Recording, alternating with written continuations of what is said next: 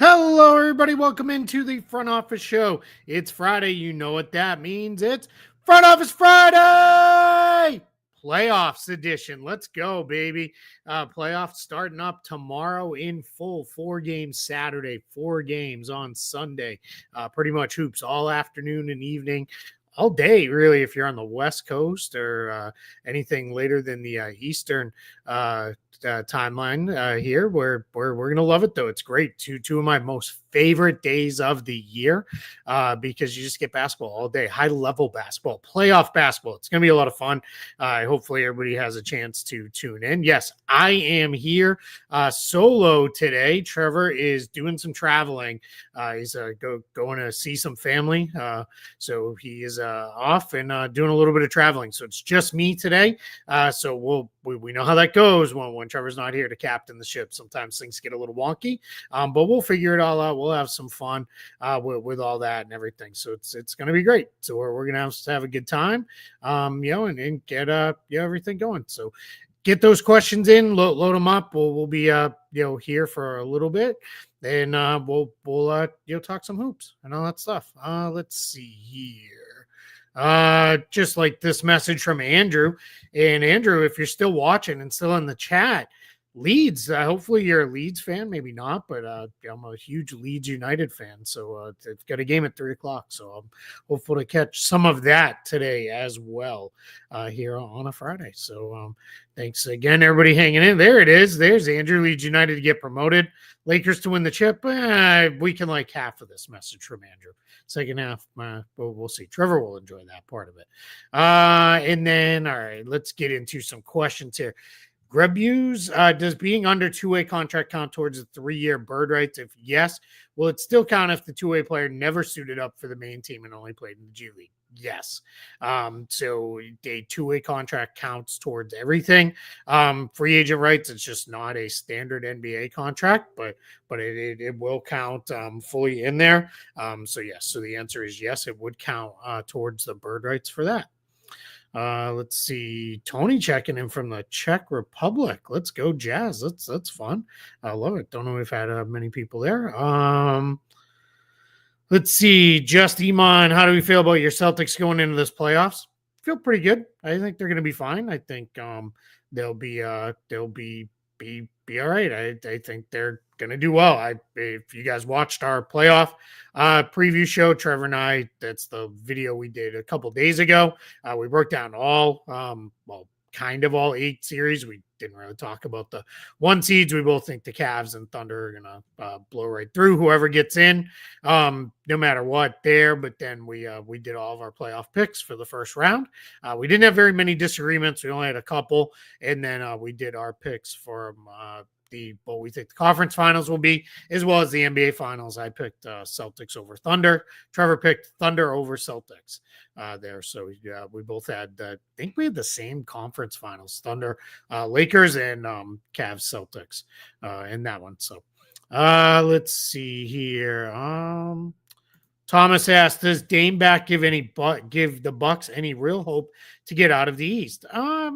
Yeah, some. I think they certainly have some opportunity to get out of the East. I think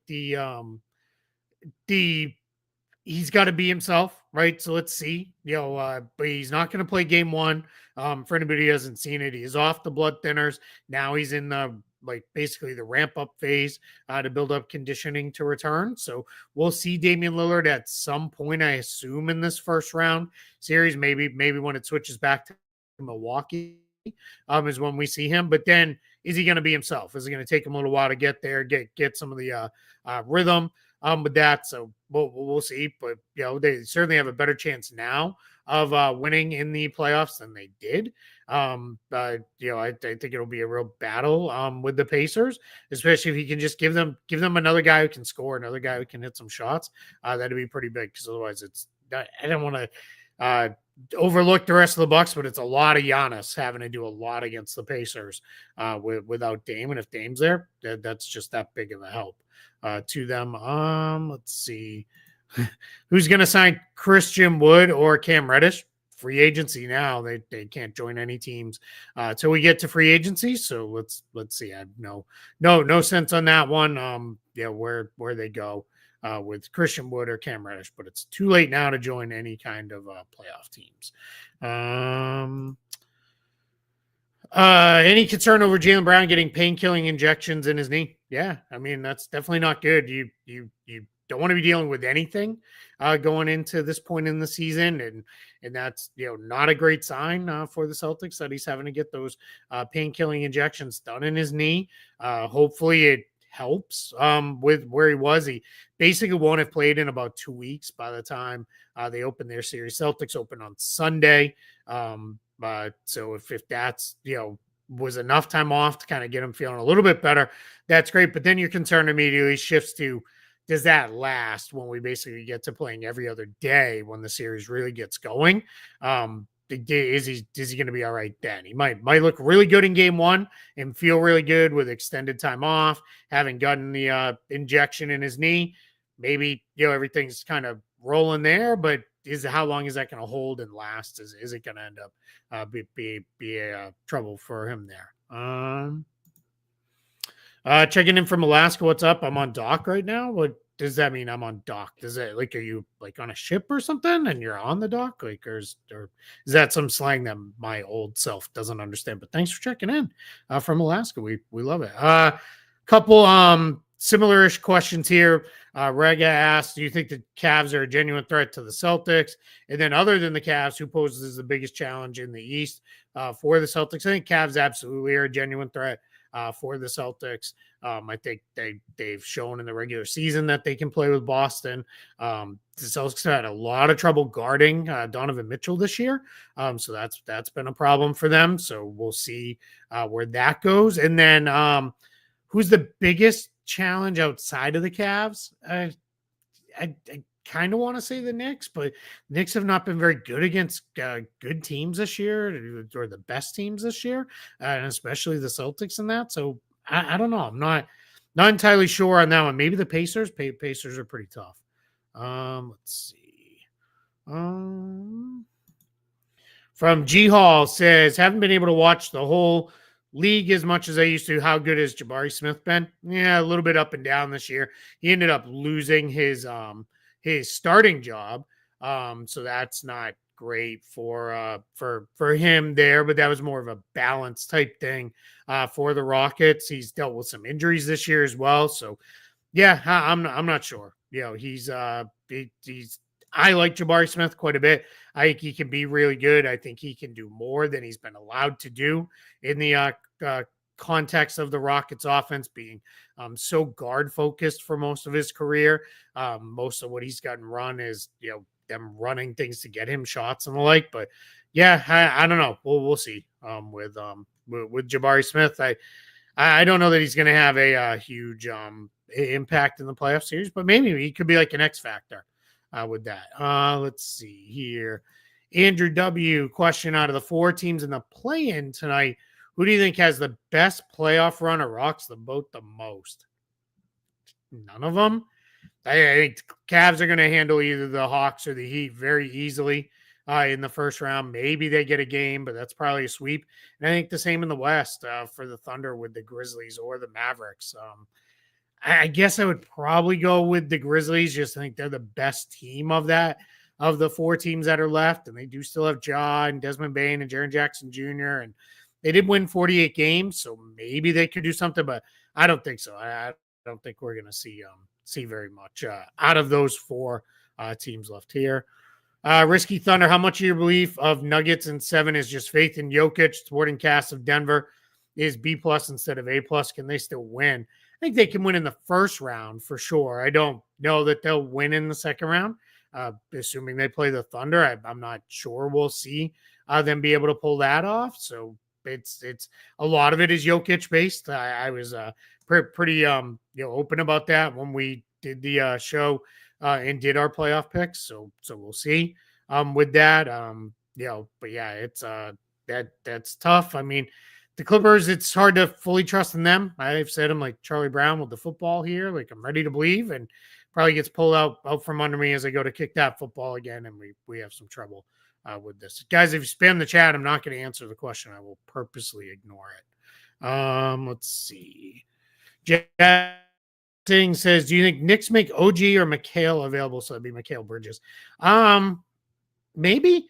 I think if the Knicks lose to the Pistons in the first round, I do think you'll see some change where they'll break some things up within that kind of newish core group of Brunson, Towns, Bridges, Anunoby, and Hart, only because they're very, very expensive.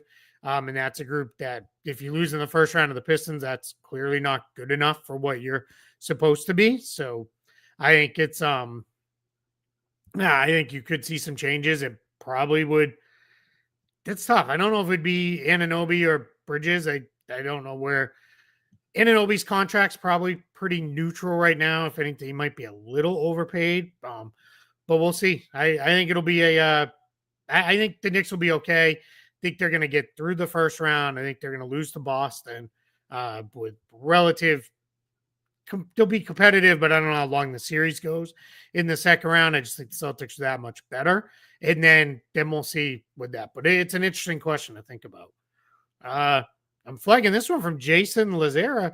What's up, Keith? Watching from Bridgewater, Mass. That's my hometown.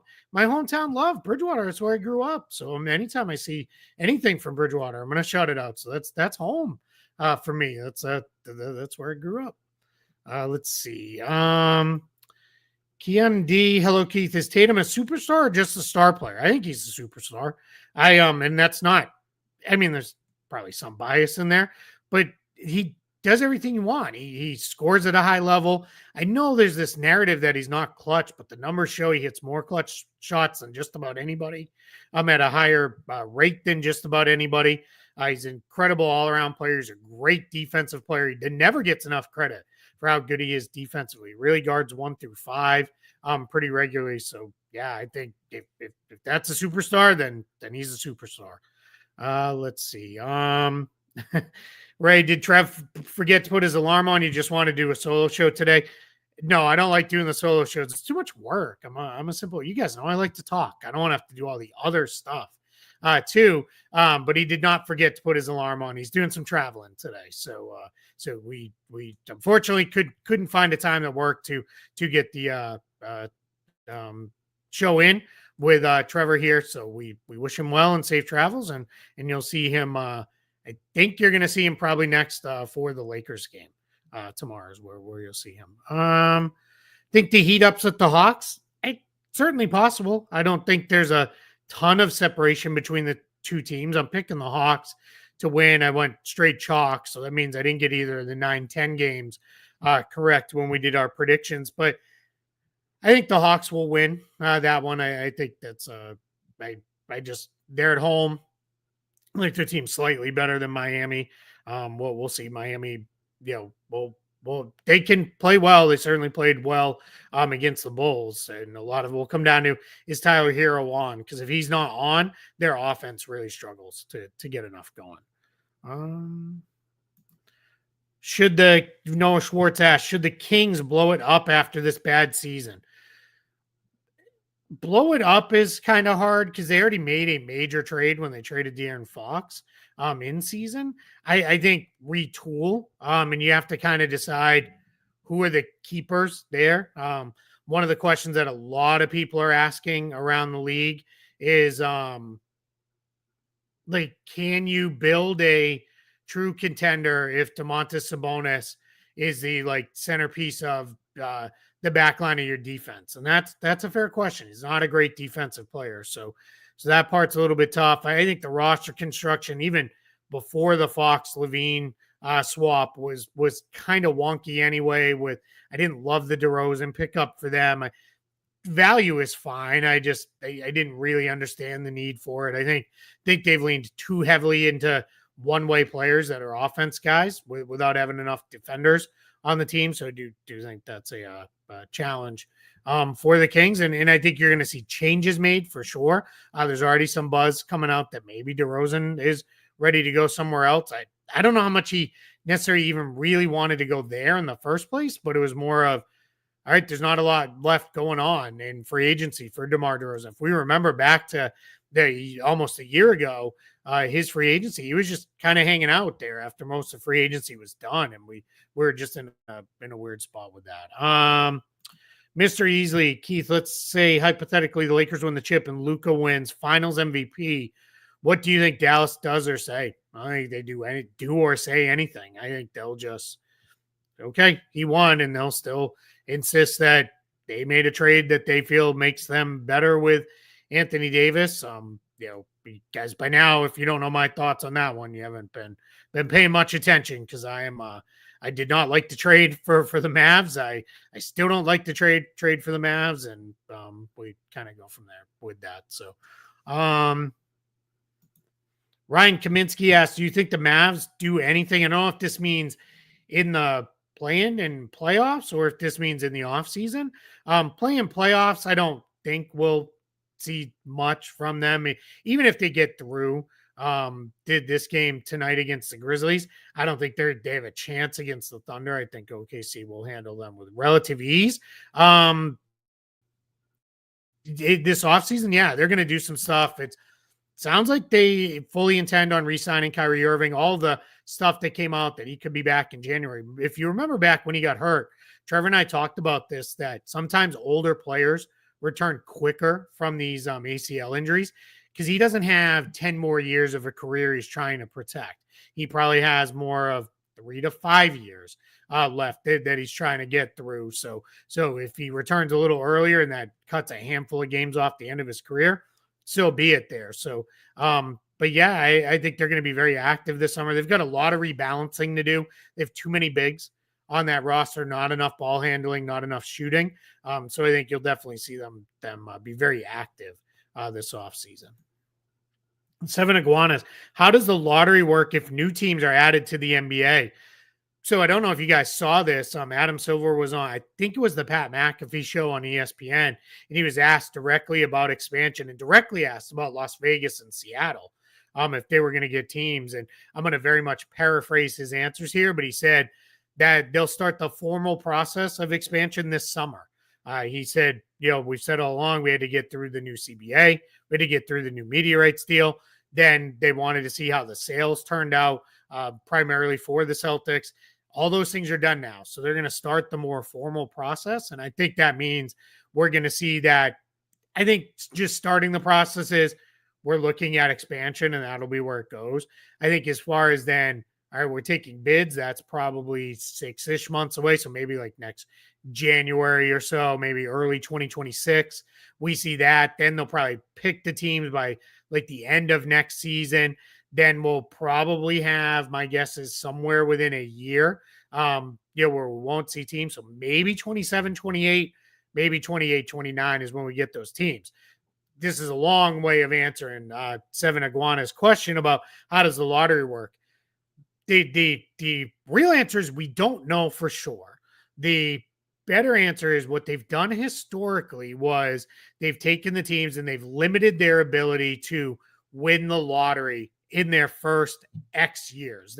They've said it a little bit different with other stuff. So the last time we got double expansion, which was the Raptors and the Grizzlies, when the Grizzlies were obviously in Vancouver, they were, I think it was their first 4 years, they could not have the first pick, or it might have been the first 2 years, but they couldn't pick higher than fourth. Now that I think about it, I think that's it.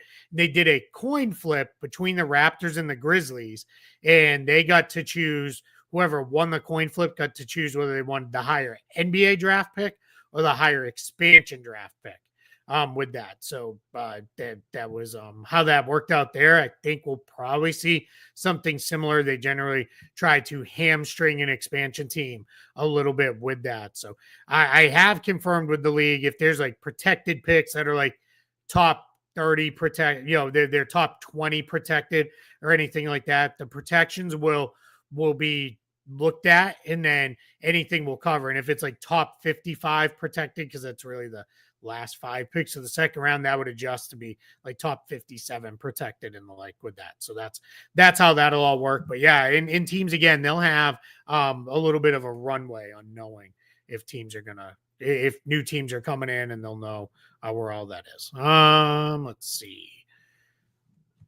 Merrick, I'm not gonna would be rude by mispronouncing your last name, so I apologize. If Boston does not win this year, the new owner will keep the core. If not, who most probably will be expendable?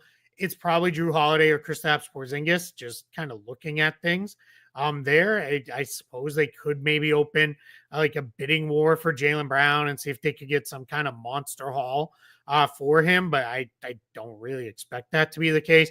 I think Drew Holiday's contract that he was given, the extension he signed roughly a year ago, was really designed around, it's a kind of an overpay in the last couple of years of it, in the out years of that. And I think the sense there was, if we overpay him a little bit, it's not the end of the world, because if we trade him, then at least he still got paid. And that's where I think, we may see it be him.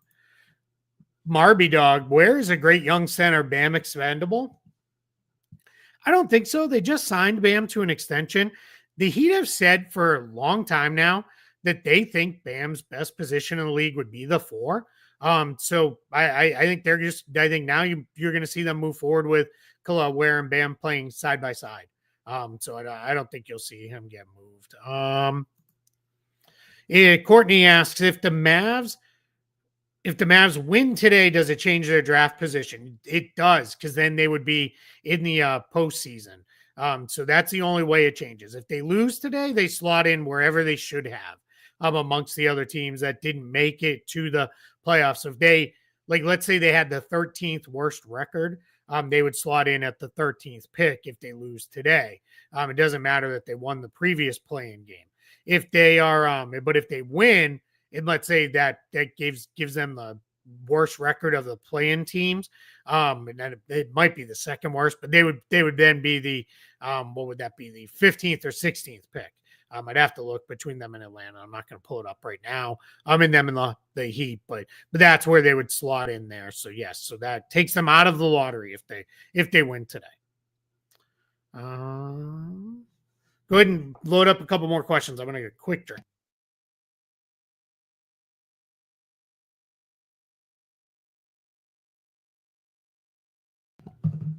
All right, apologize for that brief pause there. That's part of what happens when you get to fly solo. Andrew, out of all teams, which team is on the edge of a major blow up if they don't have a good championship run? I think Denver probably feels like there's, and when I say Denver for blow up, I don't mean that they're going to tear down and rebuild, but I think it's going to be a major reset around Sabonis. I think that's how that'll go. Second, Lebronto says, Keith, I did some super chats on Lakers Nation yesterday, so got to do one for Run Off Show, man. Appreciate everything you and Trevor do. Love y'all. Thanks, man. We really appreciate that. That is, we really appreciate the support, guys. It's, means the world to both Trevor and I. And he did want to be here today. We tried to find a way that we could make it work, and we just could not find a time that was going to work for any of this. Let's see. Chris asks, who's my MVP? Basically all the major awards. MVP, I will start by saying pick SGA or Jokic. I don't really have an argument against the other one. I'm not going to argue and tear one down and try to prop up the other. My pick would be SGA. I think Jokic has been absolutely incredible. I also think SGA has been absolutely incredible. And my team, my tiebreaker would be team performance, and his team finished 18 games ahead of Jokic's. So that's really my reason there. Even though both of them have been incredible. Rookie of the year is a little trickier. I think a lot of people went with Stephon Castle, has it locked up, but I'm actually Zachary Rissache is my guy there. I think his improvement from game 1 to game 82 has been incredible. Castle did not shoot it well, and Castle was playing no-stakes basketball for half the season, where Rissache was playing when the Hawks were fighting to try to get into the playoffs and now in the play-in tournament. So I'm going with Rissache there. I think he's been really good. And I really like Stephon Castle, but I'm going there. Coach of the year, a lot of good choices, but I'm going to go with JB Bickerstaff. Pistons are, just what a story. The fact that they didn't even have to play in the play-in tournament, and they got a top 6 seed. Kenny Atkinson, a great choice. JJ Redick, a solid choice for coach of the year. Mark Daignault should get more love for coach of the year. Yeah, everybody expected him to be good, but all-time good with the Thunder. That's something there. Six man, Peyton Pritchard is my pick there. I think he's been the best player who has lived up to what six man of the year is. Malik Beasley's very close, on there as well. But I think I'm going with Pritchard.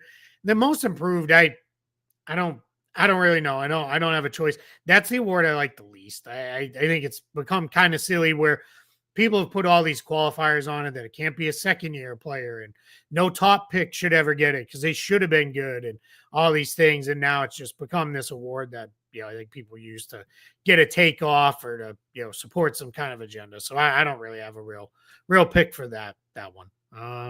Let's see. Hi,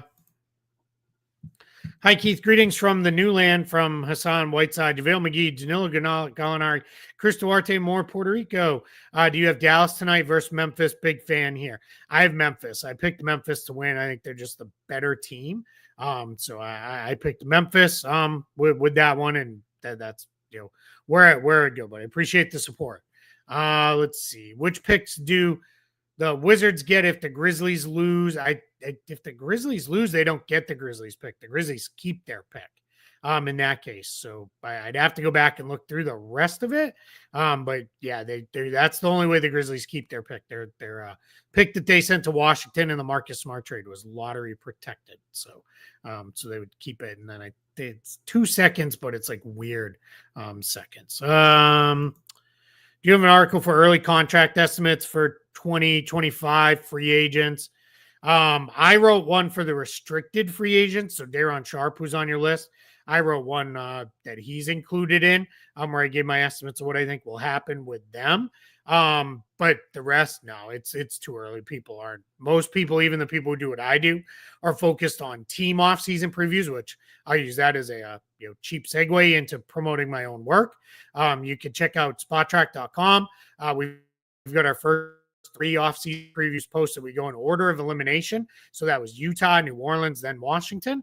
And now Charlotte will be up next. Those are posted and up on the site today that you can read those first 3 and eventually we'll get all 30 of them done with that one. But those are up. But yeah, individual free agents. I don't know anybody who really does those anymore like that. It's a lot of time and effort goes into it for something that's wiped off the page by 6:30, 7 o'clock on the opening of free agency day on the 30th. They might, but what would they be willing to give up for him? Is Kuminga enough? Does Moody need to be included? I must have missed the first part of this question, Nicholas. So let me know. I apologize. I must have missed the first part of that, but I think I don't know who we're talking about with this question. I apologize. Let's see. Do the Thunder make changes if they flop in round 2 or mostly stick with this group? Yeah, I think they'd make some changes. I think you'd see the Thunder make some changes to the group that they have if they were to lose in round 2. I don't know that they'd make major stuff, but I think you might see that's one of those ones where you see, all right, we didn't get far enough. Let's trade some of our depth in a consolidation trade and try to go get like a big time star player with here. Let's see. AZN Pikachu says, why do some players like to gamble to take a big contract rather than take the money in front of them? Who gives them that kind of advice from agents? Is it worth it or to take the dollars immediately? I mean, sometimes it pays off when you bet on yourself. Other times it turns into like Dennis Schroeder and you kind of land in a spot where it's not great, right? And you're in a spot where it's you don't get the money then and it never comes back around to you. Who gives them that kind of advice? Sometimes it's their agent will say, don't sign that. There's more money out there for you. Sometimes it's it's more often than not when it's that kind of situation, it's the players. My personal experience has been most agents are more risk adverse, and it will be, no, if there's money offered right now, take it. And then if we outplay the contract, we'll figure it out from there down the line. And they don't like to leave money sitting out there. So that's the thing there. Let's see. Who's your favorite to win this year? I picked Celtics over Thunder. That was my preseason pick. I've not moved off that. I'm going to stay with that. This year, my co-host missing in action today, Trevor Lane, he picked Thunder over Celtics. Was his pick. Steven, who's going to trade for Jamal Murray? Yeah, if Denver does reset, Jamal Murray, Michael Porter Jr., maybe Aaron Gordon, those would be the guys I would look at getting moved. It sounds weird with Jamal Murray because he's got some injury history now, the major big contract that's just kicking in next year with him. But I think we'll see teams still step up because what always happens is it only takes one team to say, we can get him healthy. We can keep him healthy. We can, get him on the floor. And I think that's what we'll see happen if it comes to that. Do you still believe Rudy Gobert doesn't get played off the floor in the playoffs? It looks pretty real to me. I do believe that. It really isn't. He hasn't been. I mean, there's a reason why Luka got that highlight on him last year is because he was on the floor in that moment. This all started when the Jazz played the Clippers, and they were like the Clippers went small and the Warriors went small, and they both played Rudy Gobert off the floor. And it just didn't really happen the way people think. He might have played slightly less, but there's not been a point where Rudy Gobert just doesn't play, or it's like he turns into kind of what Jackson Hayes does for the Lakers, which is play the first 6-7 minutes of each half, and then you don't see him again. So yeah, I don't think it really happens that way. Let's see. On a scale of 1 to 10, how much do you hate doing the show solo? I assume 10's like the most hate, so it's like an 11. I do not like doing the show solo at all. It's just Trevor's very good at it. He's also had a lot of practice from doing those Lakers live shows, but I do not like doing the show solo. Let's see. Do the Pistons extend Ivy or during this offseason? Seems like both guys might want to bet on themselves and take it to restricted free agency. I think the Pistons will get something done. They've got enough salary flexibility. They know how important those guys are to the team. I think they're going to get it done. Ivy more likely because his offers may not be exactly what he wants them to be, given all the time missed this season. There may be he may get lowballed and he may say, let me prove that I'm fully healthy next year with a good, strong season. Jalen Duren, though, I think he should get some most improved loved if we're being serious about that. A lot of people say, oh, he's a lottery pick. He should be better.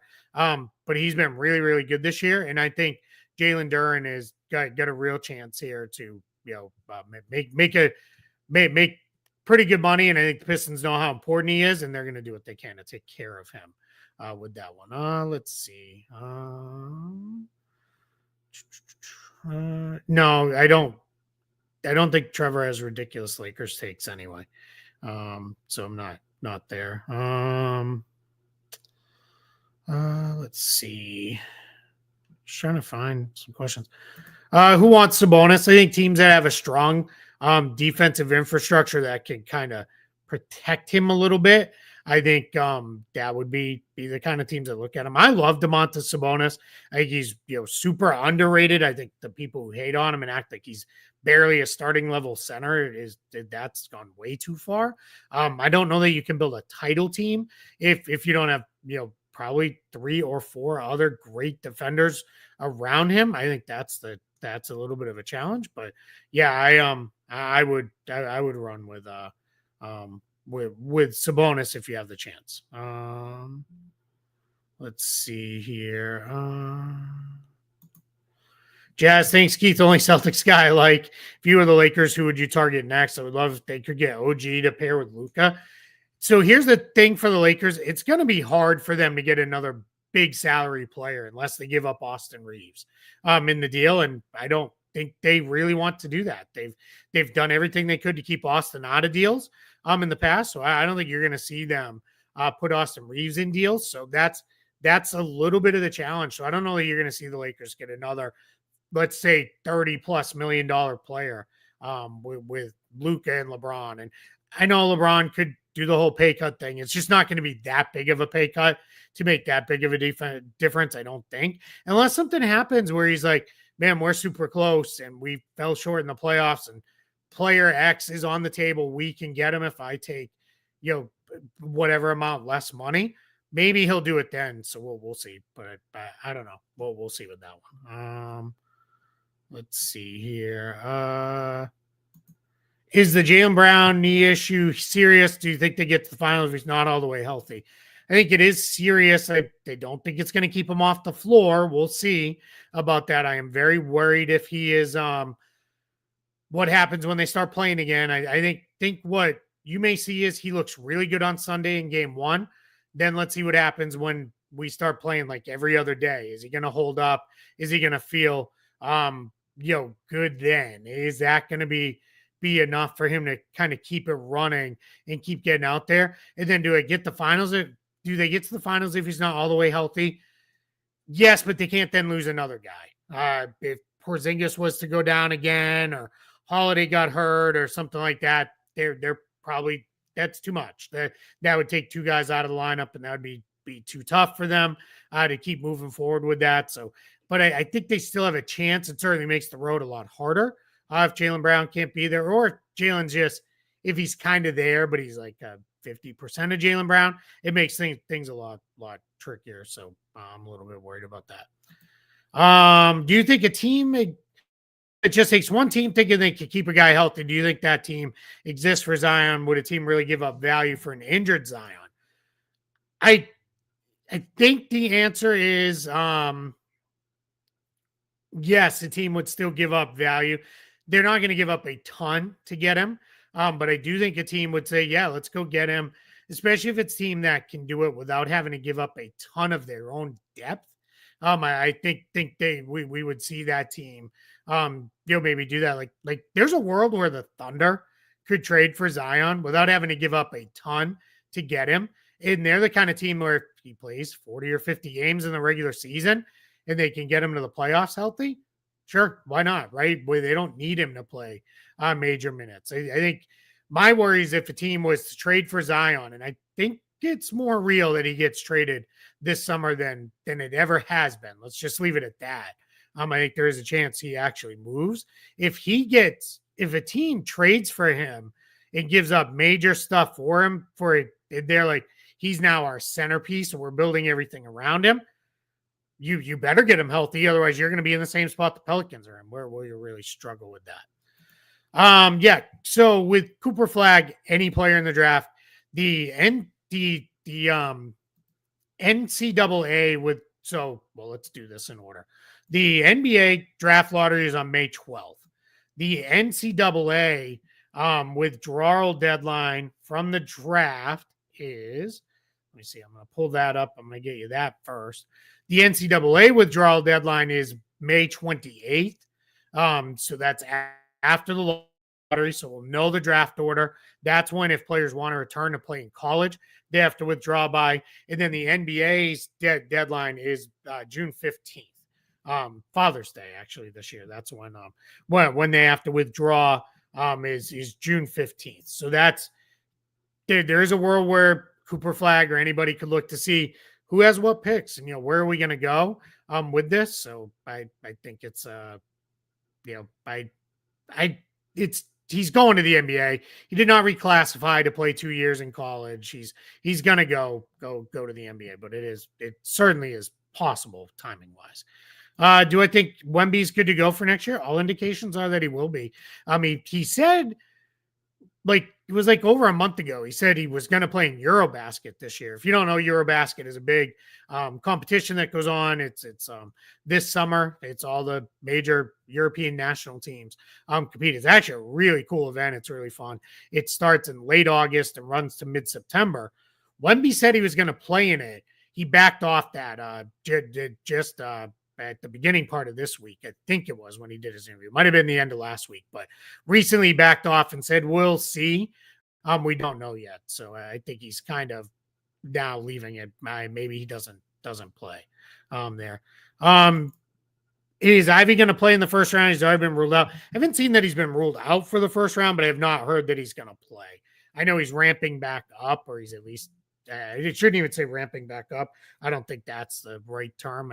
He's back to doing on-court work with that. So we'll see with that. Connor, hey Keith, Memphis fan here. If Memphis wins tonight and gets swept by the Thunder, what should they do? Would you trade Morant? What might be his value? Yeah, I think the Thunder, or excuse me, the Grizzlies are sitting in a point where it's time to start looking at, is this core of Morant, Jackson, and Bane going to win at a high enough level all the way into the playoffs and not just have regular season success? And do we need to look at doing something different? I think there is a chance Morant is the one who goes. Only just there's so much more volatility with him than there is with Jackson and Bane, for both on and off court reasons. I don't worry as much about the off court stuff. I think we're mostly past that, minus the silly gesture thing. I don't understand what point he's trying to make with that, but I worry about him injury wise. He's a small guard that plays extremely physical and plays an extremely up in the air game, and those guys tend to get hurt and get bounced. So I think I do think Memphis would maybe explore if they get swept by the Thunder and it's a mess. But there's part of me that says they're probably more likely to hire a new coach. Let's make some moves around the edges and get back at it with this group again and see what it looks like. Let's see. I now understand this joke about Lakers in 5. I did not understand it a week ago, so that's good. What game do you see Dame returning in the series if he does? This is just I'm not reporting anything. This is just pure speculation. Maybe game 3, when the series shifts back to Milwaukee. I know Milwaukee, Indiana is not like the furthest road trip in the league by any means, but that kind of feels like when you could see him is back when we get into back into Milwaukee for game 3. Do we see the last of Ben Simmons after this season? Will another team sign him? No, he's played well enough for the Clippers. Another team will sign him. He might even get a little bit more than the mid-level, or not the mid-level, more than the minimum. I don't know that he gets to the mid-level, but teams generally don't give part of the mid-level exception to a player. That's not really a thing they do anymore.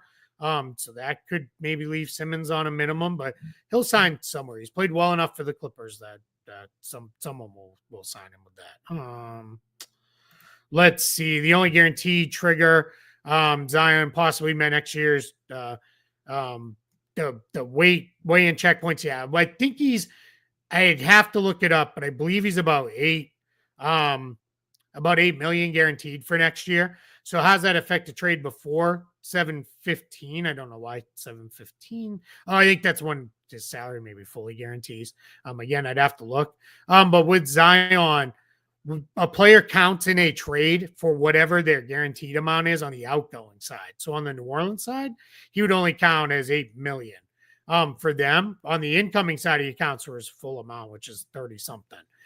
So that's makes it a little bit more difficult. But here's the thing. If the team is trading for him, they could trade for him and say, hey, we're trading for him. We're going to guarantee him anyway.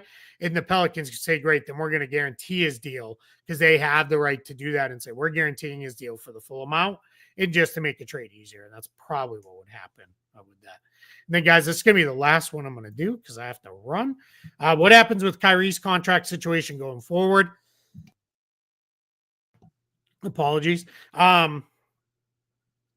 are, I think the Mavs are going to sign him. It'll probably be less than the max, but it'll still be a pretty big contract. And the Mavs will get it done, probably 3, maybe 4-year deal with that one. And then that'll be where it goes with that one. So I think that's where it's going to go with that. So yeah, I think that's where it is. All right, I'll do one more here because Andrew asked nicely. If you own a TV network to present the NBA Finals, who's your dream team? Hey, assuming like people who are like broadcasting games now. I like Mike Breen. I think he does a great job. I think he has a sense of the moment when to kind of be quiet and let the game speak and let the game do the talking. Analysts, I'd like to see more Tim Legler, but that's like the nerd in me. I really like him, but when he's in there, halftime show, I don't know. I don't really watch those, so I don't have an answer for that one. I just feel like the halftime shows a lot of screaming and yelling, and I was right. This team's a fraud, or then screaming and yelling that this team is bad, and I was right about that. Like I don't know, that I don't really have a spot there, but yeah. So, all right, guys, that's it. That's gonna close us out for Friday. Enjoy the playoffs. We got 4 games each of the next 2 days, which is going to be an absolute blast. On Saturday, you have Bucks Pacers at 1 Eastern, Clippers Nuggets at 3:30, Pistons Knicks at 6, and then Timberwolves Lakers, the nightcap in the showcase slot, 8:30 on ABC. Then Sunday morning, or Sunday early afternoon here on the East Coast, Grizzlies or Mavericks at Thunder at 1, Celtics Magic at 3:30. Then you get a little break. Maybe that's when you do your Easter dinner, if that's a thing that you're going to do. Then you got either Hawks or Heat at Cavs at 7, and then Warriors Rockets at 9:30. 2 of the best days of the year for watching hoops. I absolutely love those 2 days. It's 2 of my most favorite days of the year where we're gonna lock in and watch all those games and everything. If Easter's your thing, whether it be the big guy or the bunny, enjoy Easter, enjoy some family time and all that, and enjoying to do what you need to do. It's it's important to get that time in as well, but working some basketball around that too. Eat your dinner, do your egg hunts, and do your church and all that stuff, and then get ready for hoops all day Sunday, all day Saturday. It's absolutely fantastic. Please like and subscribe here to Front Office Show. We'll see you back probably Monday. We'll recap the first opening weekend of the playoffs, kind of what surprises came, because we know there'll be at least a couple, and then we'll get into all that. Thanks so much for hanging out with me here solo on a Front Office Friday playoff edition. I had a lot of fun, and we'll see you all on Monday. Stay safe.